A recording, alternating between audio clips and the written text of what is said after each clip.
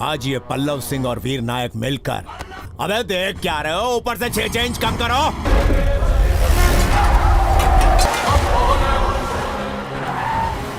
Assalamualaikum guys, oke kembali lagi bersama Draft Movie Review. Piye kabar Re? Terima kasih buat para penonton setia Draft Movie dimanapun kalian berada. Semoga kalian semua selalu sehat ya. Kali ini Draft Movie sudah merangkum sebuah film yang berjudul Barati. Gimana keseruan ceritanya? Gak perlu banyak basa-basi lagi, ini dia alur ceritanya.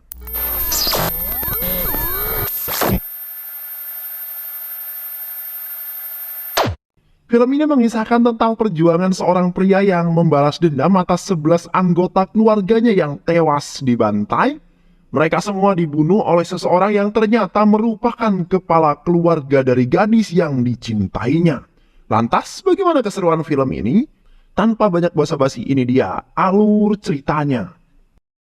Di kota Jodhpur, Rajasthan, India, sebuah rombongan wisatawan yang berasal dari Karnataka menjadi korban pencurian yang dilakukan oleh komplotan pencuri profesional. Perhiasan mereka kenakan kini raib digondol oleh para pencuri. Seorang pemandu wisata yang mengetahui insiden ini tak diam begitu saja. Dia bertanggung jawab untuk mengembalikan perhiasan para kliennya. Para pencuri langsung dikejar dengan sekuat tenaga, namun sayang dia gagal menghentikan para pencuri tersebut. Setelah mereka menyandera seorang bocil, pemandu wisata itu adalah Jagan yang diperankan oleh Sri Murali. Jagan yang memang gagal mengejar mereka, namun dia tak melepaskannya begitu saja. Jagan mengejar dan mengikuti mobil mereka hingga sampai ke tempat persembunyian mereka. Jagan yang memiliki kepandaian sejak lahir serta kemampuan bertarung yang luar biasa, dengan mudah mengalahkan mereka semua.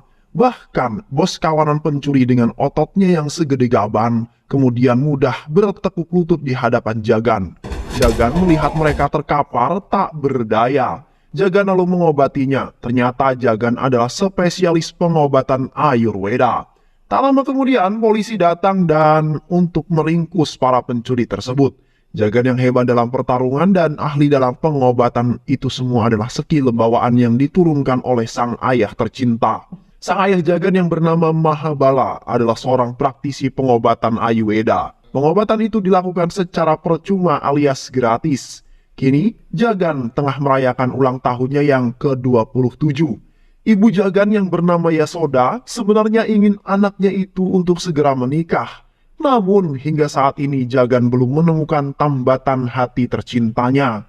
Jagan yang kini telah berumur 27 tahun membuat Yasoda cemas karena mengingat ramalan pada 15 tahun yang silam, di mana ramalan itu mengatakan bahwa sesuatu yang buruk akan menimpa Jagan saat umur 27 tahun.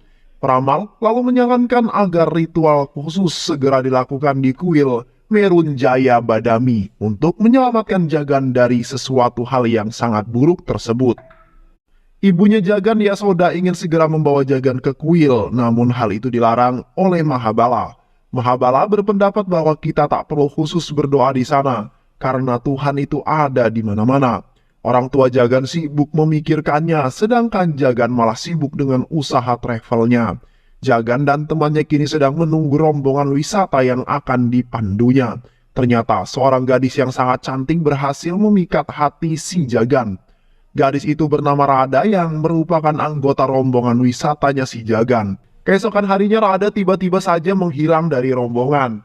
Hal itu membuat panik semua orang. Usut punya usut, ternyata Rada pergi ke suatu tempat dan berniat untuk mengakhiri hidupnya dengan melompat dari bangunan yang sangat tinggi. Rada ingin bunuh diri tapi dia juga takut untuk mati. Lompat gak ya, lompat gak ya, lompat gak ya, begitulah yang ada di benaknya si Rada. Di tengah kebimbangan itu Jagan berlari untuk menyelamatkan si Rada. Jagan dengan rantai melompat sambil memeluk Rada. Jagan membiarkan dirinya terjatuh bersama Rada. Rada yang ketakutan kemudian menangis dan mengurungkan niatnya untuk bunuh diri. Di malam harinya Jagan melihat Rada yang berjalan sendirian. Jagan yang khawatir kemudian menghampiri Rada. Mereka lalu saling berbincang-bincang dengan sangat asik.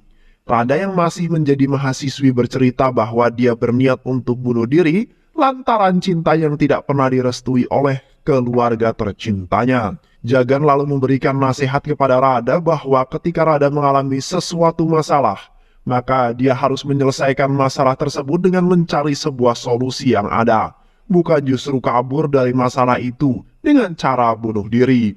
Setiap masalah hadir bersama solusinya. Kendalikan pikiranmu untuk menemukan jawaban apa yang menjadi sebuah permasalahanmu, ujar Jagan. Rada yang mendengar nasihat itu kini hatinya lebih terasa sedikit tenang. Di mata Rada, Jagan sekarang tampak seperti sosok malaikat. Rada berterima kasih kepada Jagan. Berkat Jagan, kini Rada mulai menemukan keceriaan dan senyumannya kembali. Beberapa hari kemudian, liburan wisata rombongan Rada telah berakhir. Rada kini akan kembali ke Jaipur. Rada memberikan Jagan sebuah patung Buddha sebagai hadiah perpisahan. Rada menyampaikan rasa terima kasihnya karena Jagan telah menyelamatkan saat ingin bunuh diri. Beberapa menit kemudian, Jagan berniat untuk pulang ke rumahnya, namun dirinya justru mengalami sesuatu insiden sebuah kecelakaan. Tangan Jagan terluka. Ayahnya lalu mengobati tangan Jagan yang terluka. Yasoda yang melihat hal tersebut malah beranggapan bahwa kecelakaan itu merupakan kode dari sebuah ramalan puluhan tahun yang silam. Aku harus membawa Jagan ke kota Badami. Aku sudah kehilangan banyak orang dan aku tak ingin kehilangan siapapun lagi. Aku akan mati jika aku kehilangan Jagan, ujar Yasoda. Mahabala yang mendengar hal tersebut itu mau tidak mau harus menuruti permintaan sang istri tercintanya. Kini Yasoda, Jagan dan teman Jagan yang bernama Patele pergi ke kota Badami dengan menaiki sebuah kereta. Baru juga sampai di stasiun, mereka melihat segerombolan orang yang hendak melakukan pembantaian. Jagan ingin membantu tapi Yasoda langsung menahan tangannya. Yang benar saja, tak lama kemudian pembunuhan terjadi. Ternyata segerombolan orang itu merupakan keturunan Raja Klan Balalalala, Kingmaker, yang sangat berpengaruh di segala bidang. Semua orang tunduk pada Balalalala, bahkan Tuhan pun dianggap tak berani menentang Balalalala. Yasoda CS selalu pergi ke sebuah kuil untuk melakukan sebuah ritual penolakan bala. Saat Jagan menyebutkan nama lengkapnya yaitu Jagan Mohanarat, semua orang yang mendengar nama itu langsung terkejut. Singkat cerita, kini Jagan, Patela, dan Yasoda hendak pulang kembali ke Jodhpur. Pendeta yang mengetahui hal itu lalu menghubungi seseorang dan memberitakan tentang kedatangan Jagan Mohanarat Nakara ke kuilnya. Di tengah jalan, mobil bus yang ditumpangi Yasoda CS dihentikan paksa oleh beberapa mobil mewah. Ternyata rombongan mobil mewah itu dipimpin oleh Mahesh, kakak kandung Yasoda. Mahesh lalu bertanya, mengapa dirimu tidak memberitahuku? Apakah dirimu menganggap bahwa aku sudah mati? Beruntung pendeta tadi memberitahuku tentang kedatanganmu. Yasoda yang mendengar itu kemudian sedih. Mahesh lalu memaksa Yasoda CS untuk datang ke rumahnya. Ternyata keluarga Yasoda bukanlah keluarga kaleng-kaleng. Mereka adalah keluarga bangsawan di daerah tersebut. Kedatangan Yasoda disambut meriah oleh seluruh keluarga dan masyarakat yang ada di sana. Jagan dan Yasoda sudah belasan tahun hidup terpisah dari keluarga besarnya. Secara kebetulan ternyata di tempat tersebut sedang menyelenggarakan festival pameran keagamaan. Jagan dan Yasoda ikut merayakannya. Saat itu Jagan sempat melihat Rada yang sedang berdoa. Jagan lalu menghampiri Rada, namun Rada seolah-olah tak mengenal siapa dirinya si Jagan.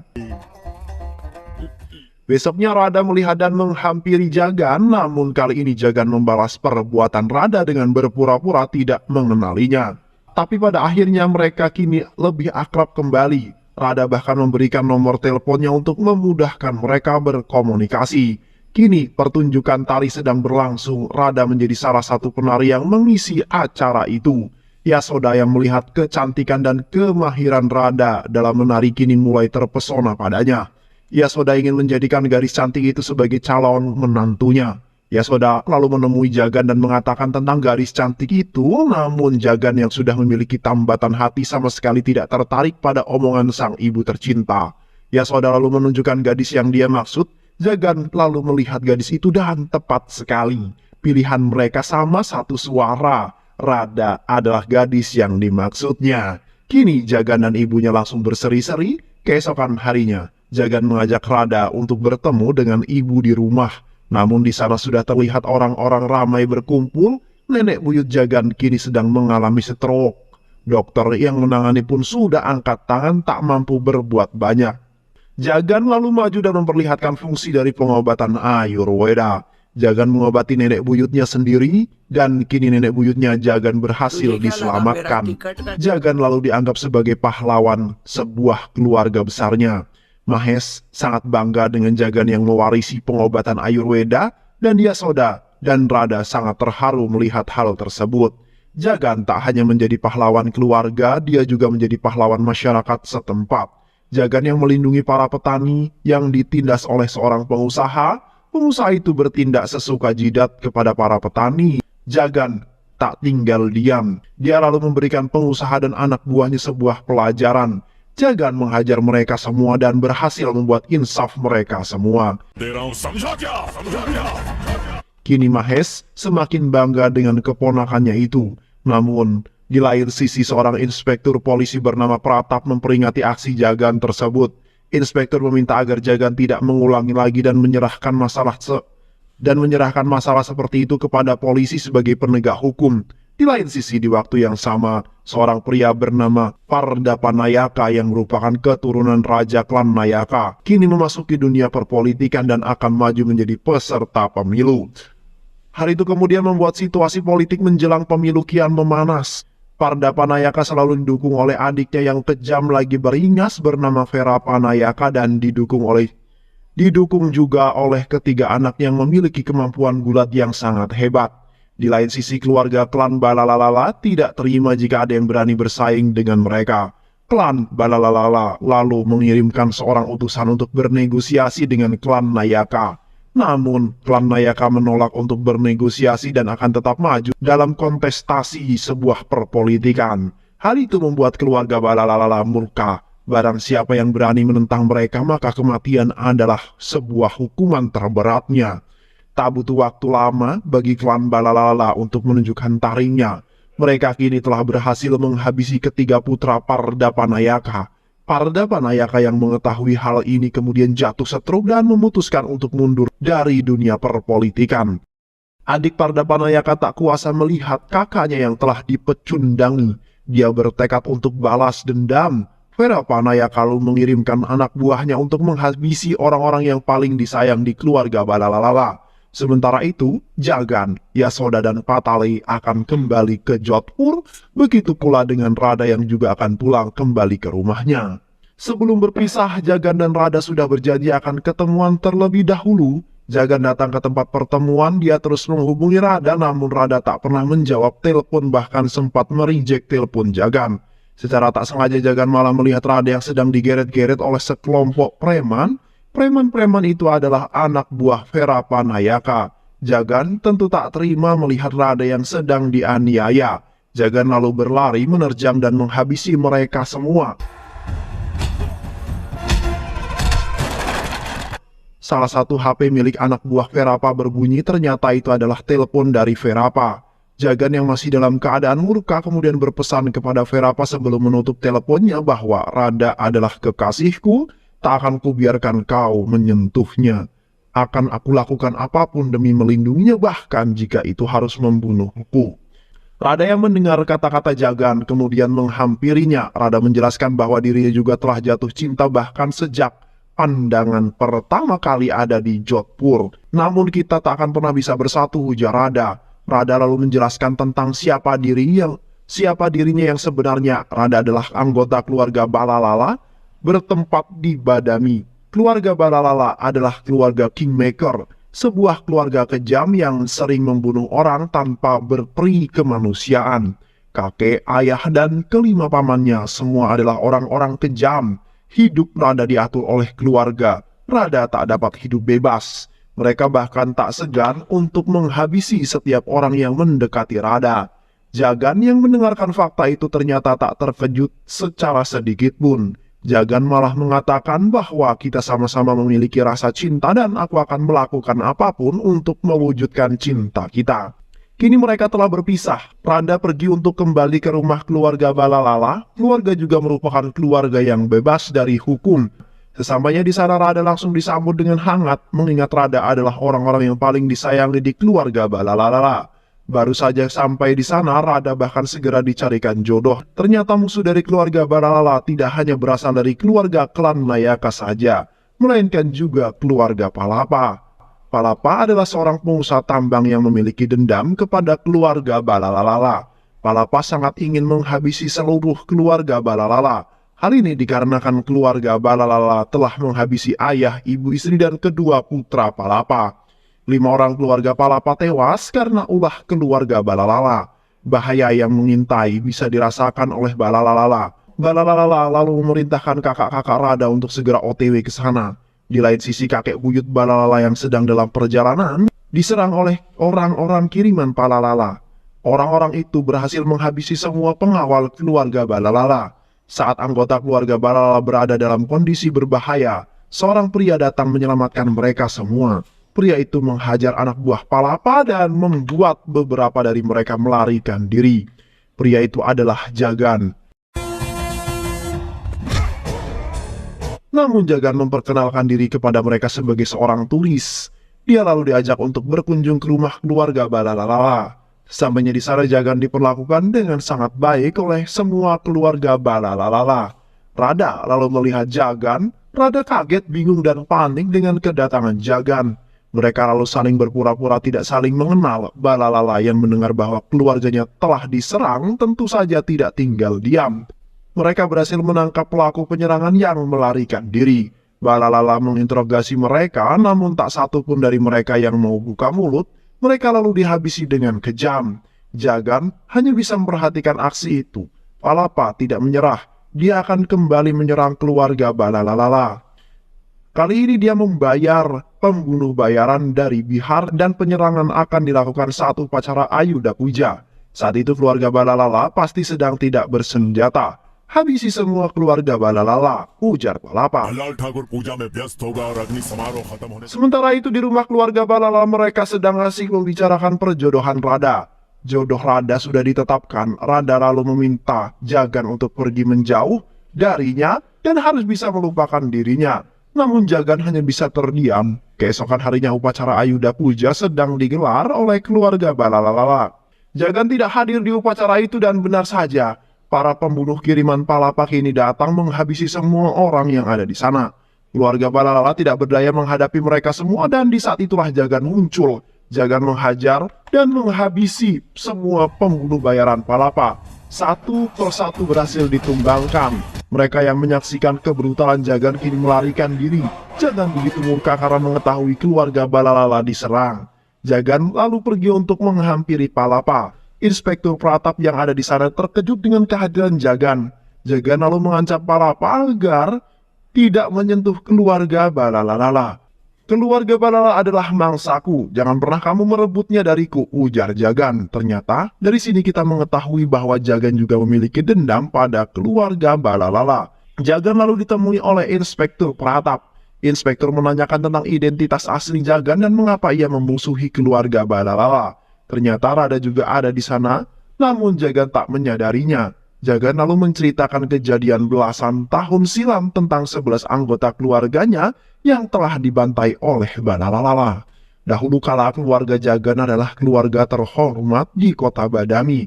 Rumah mewah yang ditempati keluarga Balalala saat ini dulunya adalah rumah milik keluarga Jagan. Kakek Jagan yang bernama Jaya Ratnakara merupakan keturunan raja yang mengabdikan diri untuk membantu masyarakat setempat.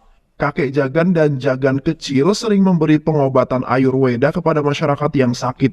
Atas kebaikannya itu mereka sangat dihormati dan dipuja di sana. Namun masalah mulai muncul tatkala ayah Jagan yang bernama Mahabala ikut maju dalam sebuah pemilihan.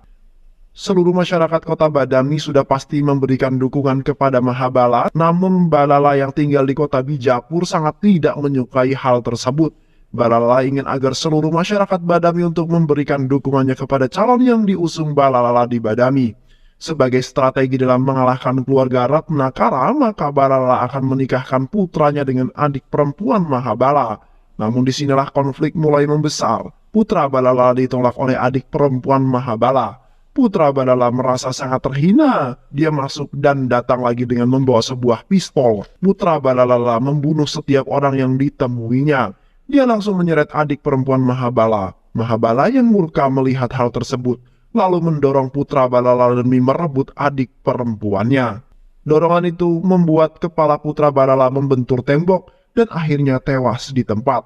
Balala yang mengetahui putranya tewas di tangan keluarga Jayaratnakara, kemudian marah dan membawa semua anak buahnya ke sana. Secara kebetulan, Jayaratnakara sedang tidak ada di rumah. Saat itu penyerangan itu, adik perempuan Mahabala memilih untuk mengakhiri hidupnya sendiri, sedangkan keluarga yang lainnya berhasil disandra oleh Balalala. Balalala lalu membunuh 11 orang keluarga Jayaratnakara dan masih menyisakan Jagan kecil dan kedua orang tuanya.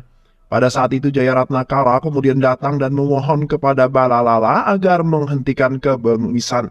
Untuk menghentikan kebengisannya itu dan tidak menghabisi semua generasinya. Karena bila generasi Ratnakara habis maka warisan Ayurweda akan musnah. Balalala mau saja menyetujui permintaan Jaya dengan syarat bahwa Jayaratnakara harus menyerahkan semua kekayaannya, termasuk rumahnya yang ada di Badami. Dia juga tidak boleh menginjakan kakinya lagi di Badami. Itu semua harus dilakukan karena nyawa putranya Balalala belum senilai dengan 11 nyawa keluarga Jaya yang telah dihabisi.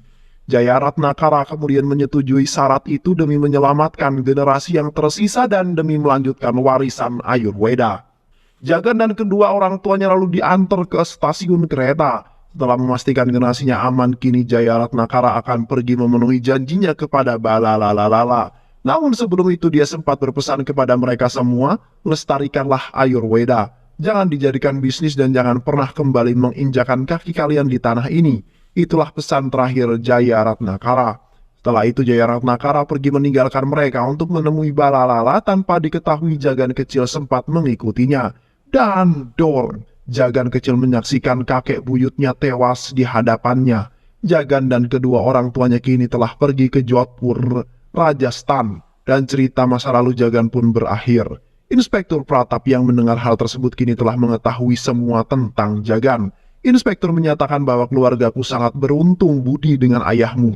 Ayahmu, Mahabala, telah menyelamatkan orang tuaku dari sakit kanker. Aku akan mendukungmu untuk membalaskan dendammu. Dulu tidak ada hukum yang bisa menyelamatkan keluargamu, tapi kini akan kupastikan tidak akan ada hukum yang akan menghentikanmu, ujar Pratap. Kini, Pratap pergi meninggalkan Jagan dan semua obrolan Jagan dengan inspektur telah didengar oleh Rada yang menguping sejak tadi. Rada lalu menyampaikan kepada Jagan untuk segera pergi dari konflik ini. Namun Jagan malah menolaknya. Rada lalu bertemu dengan kakeknya. Rada meminta agar kakeknya segera mengusir Jagan dari rumah ini. Rada sama sekali tidak membocorkan kisah tentang Jagan kepada kakeknya. Setelah itu Rada lalu pergi ke kuil bersama keluarganya. Balalala kini berjalan menghampiri Jagan yang lagi nyantui main catur. Dia menanyakan tentang identitas asli Jagan dan di saat bersamaan kakak-kakak Rada yang tadi memburu musuh keluarga Balalala di Jodhpur kini telah kembali ke rumah itu.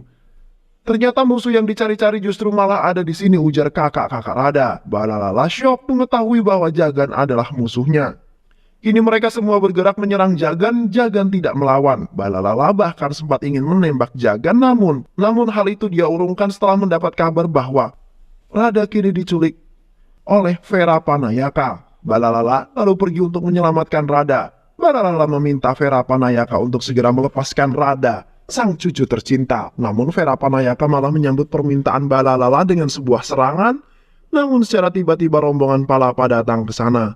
Palapa lalu memarahi Verapanayaka. Palapa mengatakan, jika kamu membunuh Balalala, lantas aku akan membalaskan dendamku kepada siapa? Palapa mengatakan bahwa dirinya lah yang lebih berhak membunuh Balalala karena Balalala telah membunuh kelima anggota keluarganya.